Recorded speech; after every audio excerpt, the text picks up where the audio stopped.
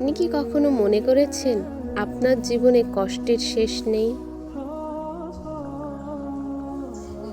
সব দরজা বন্ধ হয়ে গেছে? তাহলে আজকের এই গল্পটি আপনার জন্য। একটি ছোট পাখির গল্প, যে শিখিয়ে দিয়েছে আল্লাহর উপর ভরসা রাখলে সবই সম্ভব হয়। একটি বিশাল মরুভূমি, চারিদিকে শুধু বালি আর বালি। না আছে পানি, না আছে খাবার। সেখানেই বাস করত একটি ছোট্ট পাখি।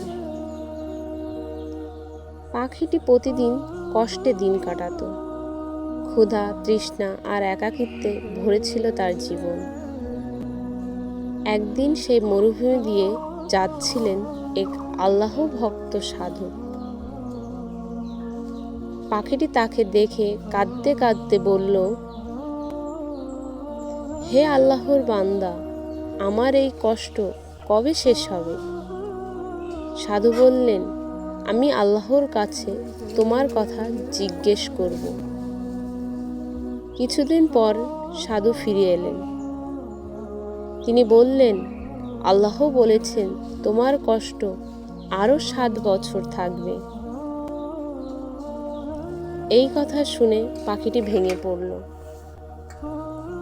কিন্তু হঠাৎ সে নিজেই নিজেকে সামলে নিল আর বলল, যা কিছু আল্লাহ করেন তা নিশ্চয় আমার ভালোর জন্য। আমি তার উপর ভরসা রাখব।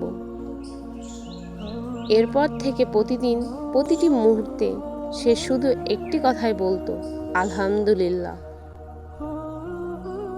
অদ্ভুত ঘটনা ঘটতে শুরু করলো কয়েকদিনের মধ্যেই। মরুভূমিতে একটি গাছ জন্মালো। আকাশ থেকে বৃষ্টি নামলো, পানি জমলো, খাবারও পাওয়া গেল। পাখিটির জীবন পুরোপুরি বদলে গেল।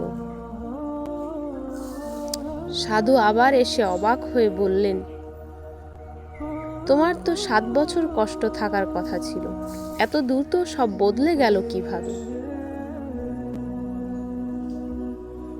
পাখিটি হাসি মুখে উত্তর দিল, আমি আল্লাহর উপর ভরসা করেছি আর সব অবস্থায় শুকরিয়া আদায় করেছি। এই গল্প আমাদের কি শেখায়? আল্লাহর উপর ভরসা রাখলে অসম্ভব সম্ভব হয়। কষ্টের মাঝেও আলহামদুলিল্লাহ বলা উচিত। তাওয়াক্কুল মানে পূর্ণ বিশ্বাস রাখা। আপনি যদি এই গল্প থেকে কিছু শিখে থাকেন, তাহলে ভিডিওটি লাইক দিন, শেয়ার করুন আর ইসলামিক অনুপ্রেরণামূলক গল্প পেতে চ্যানেলটি সাবস্ক্রাইব করুন।